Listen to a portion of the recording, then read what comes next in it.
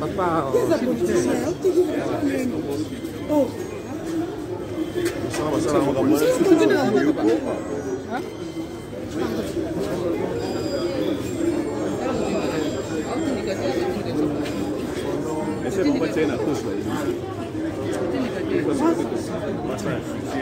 parce qu'on peut l'accès dans ça, ça là. Non, tu es un champion de ça là. Ah, mais non, hein. Il est beau, il est beau. Il est la calme. Il y a un petit peu de bon, on le va bon.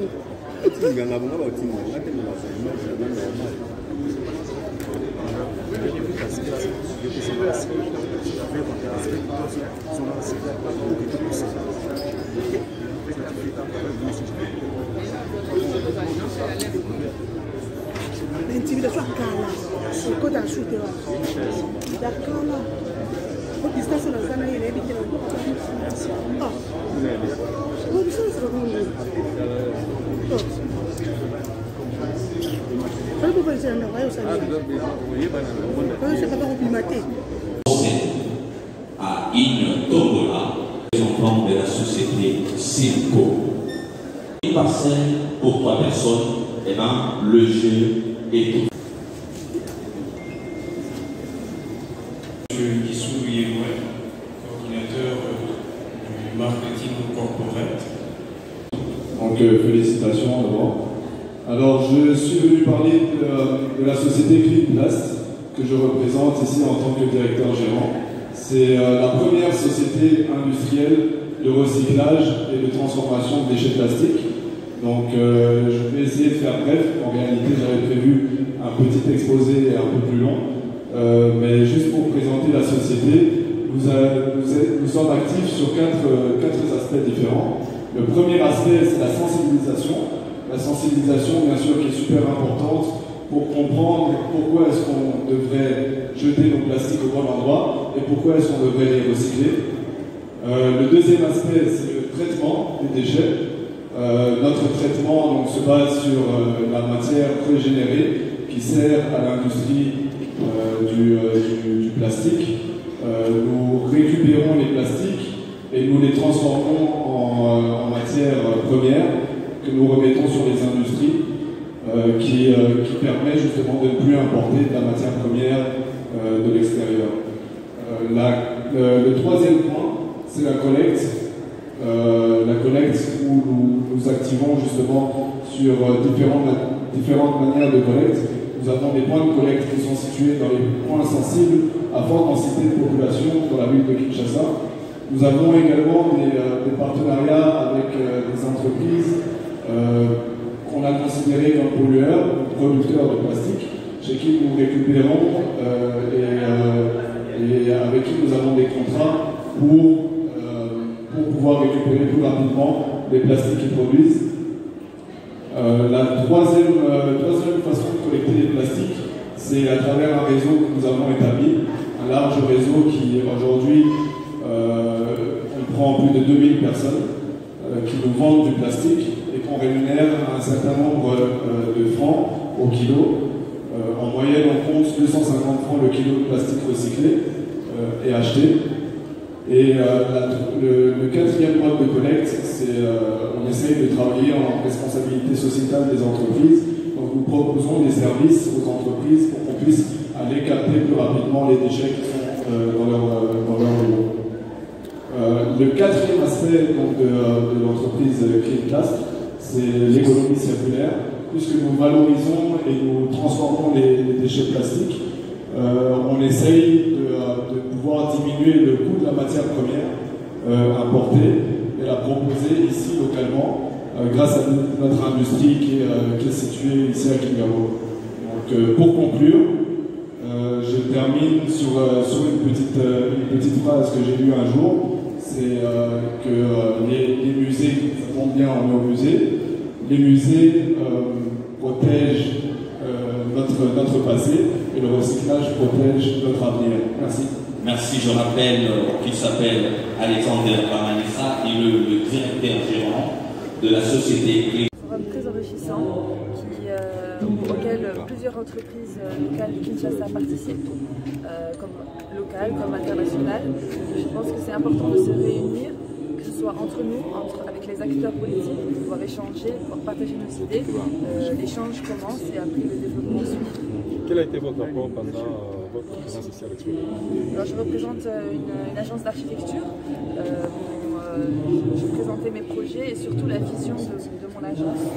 J'essaie de le communiquer au maximum, de faire partager ma vision car l'agence est nouvellement créée. C'est un moyen, c'est l'Expo Béton, de pouvoir en fait, faire parler de l'agence et la faire connaître. Au-delà de cette 5e édition de l'Expo Béton, quelle est votre contribution particulière? Au sein de l'agence, exactement. Je contribue au tissu urbain de la ville de Kinshasa. Ça veut dire que je travaille principalement les sites à chaque projet, site par site localement. J'accorde une grande importance à l'analyse du sol, l'analyse de l'histoire et l'analyse de l'identité du groupe. Parlons un peu de Anna Studio. Qu'est-ce qu'est Anna Studio? Alors, Anna Studio est une agence d'architecture pluridisciplinaire. Ça veut dire que c'est une agence d'architecture, mais qui vous offre en fait un service de la conception jusqu'à l'architecture d'intérieur, jusqu'à sa suivi de chantier, pour avoir en fait, parce que le suivi de chantier c'est très important pour avoir un projet qui ressemble au projet vendu, on va dire. Et l'agence Anna Studio est plus qu'une agence, c'est un laboratoire de recherche qui travaille et qui collabore avec des artisans et des artistes pour la recherche de matérialité, d'innovation en fait dans la construction. Merci à vous. 86 ans. Bon, j'espère que j'y arriverai, mais vous voyez là qu'il y a un problème de génération qui va se poser. Il va falloir qu'on fasse un effort pour pouvoir convaincre ceux qui vont prendre le relais que c'est dans leur intérêt de pouvoir agir maintenant. Enfin, dernier point, et non des moindres, je l'ai évoqué tout à l'heure, c'est l'énergie. Comment voulez-vous rendre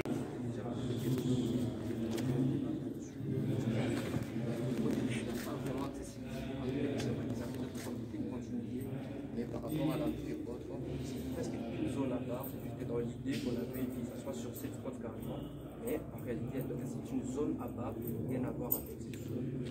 C'est vraiment l'esprit de la conception. Et en ce qui concerne la circulation, également, voilà, comme je l'ai dit tout à l'heure, c'est vrai que par rapport aux différents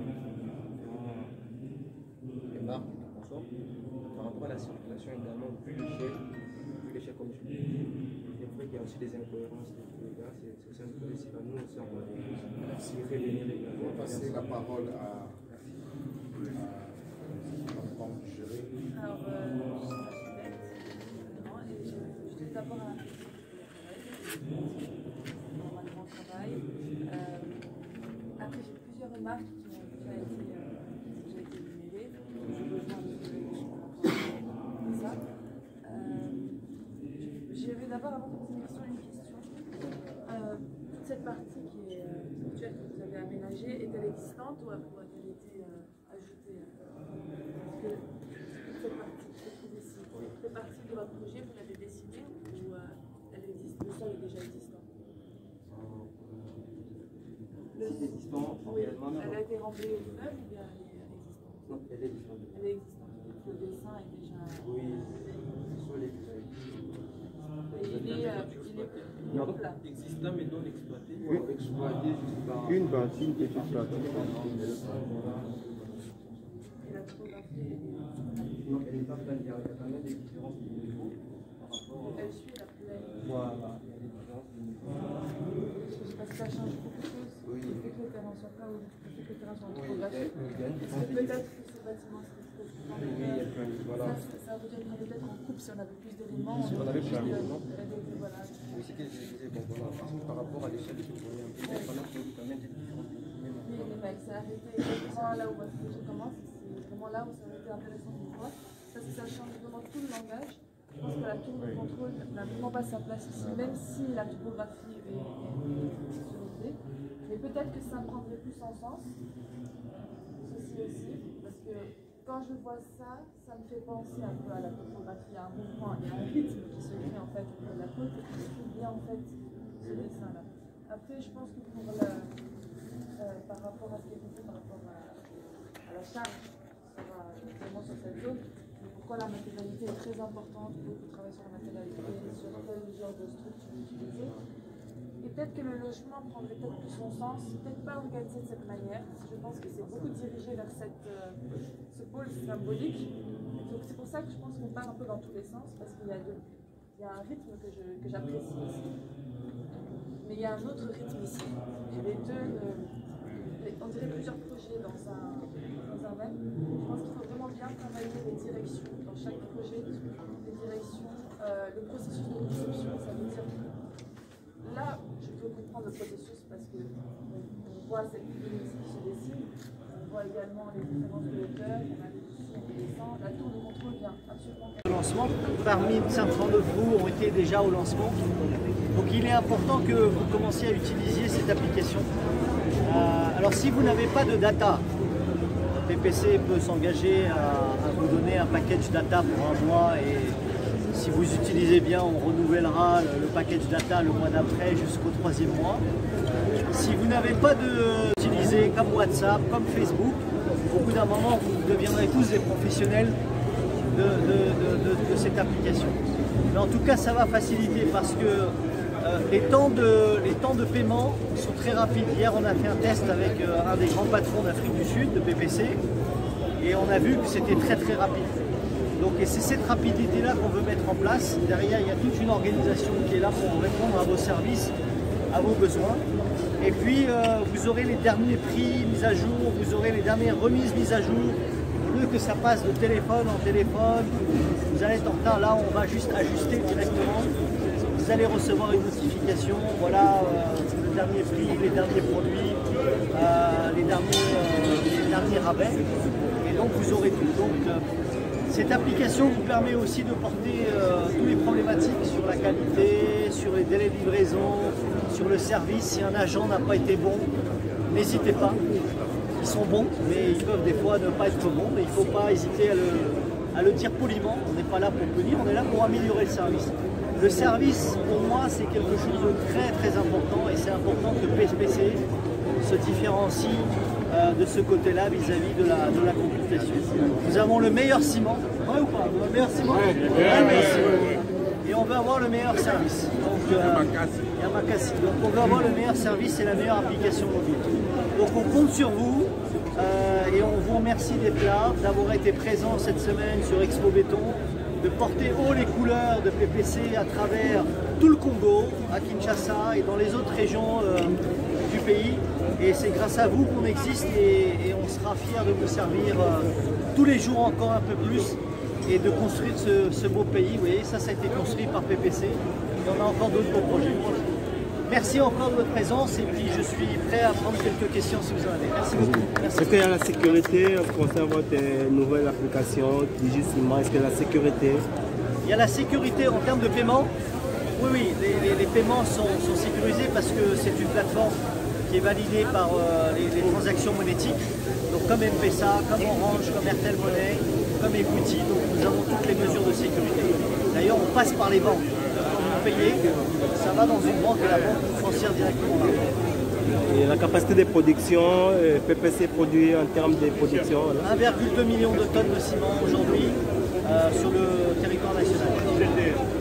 Mais avec la forte concurrence d'aujourd'hui, comment PPCP pour se retrouver dans les terrains ou dans les marchés? PPC va bien, PPC gagne du terrain. Dans le nord, nous sommes numéro 1 à Yémena, nous sommes numéro 1 à Kisangani, nous sommes numéro 1 à Zongo, nous sommes numéro 2 ici sur Kinshasa, nous sommes numéro 1 à Idebo. PPC gagne du terrain sur tout le territoire national. Sur 26 provinces, vous êtes en combien de provinces? Sur 26 provinces et contre la RDC, vous êtes actuellement Non, je ne peux pas vous dire parce que sur les provinces extérieures, nous sommes probablement les meilleurs. Parce qu'il y a des provinces que nous ne servons pas, parce que c'est très loin pour aller dans l'Ituri, dans le Bas-Ouélé. Les moyens de transport sont compliqués, mais on fait en sorte d'emmener le ciment. Mais aujourd'hui, le ciment, on va quasiment partout. Il va jusqu'à Kindu bientôt, il va jusqu'à Ukundu, donc de Kisangani, on redescend. On est à Ilebo, on est à Mujiba et on est à Mwenditu. Donc voilà, on est déjà dans le Kasaï, mais l'objectif, c'est qu'on puisse augmenter encore plus nos présences, puisque nous avons des dépôts et des points de livraison 100% PPC. Est-ce que vous avez l'habitude de contrôler le prix? Par exemple, quand ça va plus loin, le prix risque de changer? Alors le prix n'est pas contrôlé, vous savez que le prix il est d'abord décidé par le ministère de l'économie, il y a un prix fixe de base qui est mis. Et donc on a un prix par secteur parce qu'il y a les coûts de transport que vous rajoutez pour le nord, vous avez les coûts de transport et de logistique que vous rajoutez pour le sud, oui, mais le prix est assez uniforme sur le territoire national. Il est plus cher dans le nord parce qu'il y a coût de transport, mais aux alentours de $12 le sac dans le nord, aux alentours de 10 aujourd'hui sur Kinshasa, mais c'est essentiellement lié au niveau des transports. Pour continuer avec vous, si les clients se présentaient ici, on vous demandait c'est quoi votre particularité, que direz-vous la particularité des PPC? Disponibilité dans tout le territoire national, meilleur service en termes de disponibilité avec nos dépôts, qualité, et puis j'espère les plus grosses ventes en application digitale dans les prochaines semaines. Merci beaucoup, monsieur le DG.